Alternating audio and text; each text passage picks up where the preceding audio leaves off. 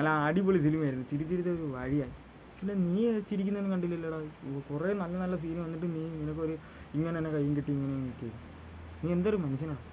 എടാ എനിക്ക് ചിരിയൊന്നും വന്നില്ല, കുറേ നല്ല നല്ല സീനൊക്കെ നടത്തും, എനിക്ക് ചിരിയൊന്നും വന്നില്ല.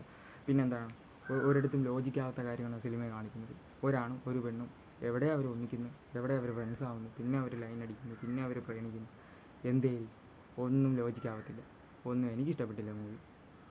പിന്നെ നിന്നെപ്പോലത്തെ വട്ടന്മാർക്ക് ചിലപ്പോൾ ഇഷ്ടപ്പെടും, അതൊക്കെ നിന്നെപ്പോലത്തെ പ്രേമരോഗികൾക്ക് മാത്രം. പിന്നെ എന്നെപ്പോലത്തെ പ്രേമരോഗി, അപ്പോൾ ഈ പ്രേമലു കണ്ട എല്ലാവരും പ്രേമരോഗിയാണ്. ഒന്ന് എണീച്ച് പോടാ, ഇതൊക്കെ ഒരു എൻ്റർടൈനിങ് പടമാണ്. നിന്നെ കാണിക്കാൻ കൊണ്ടുപോയ എന്നെ വേണം അറിയാം.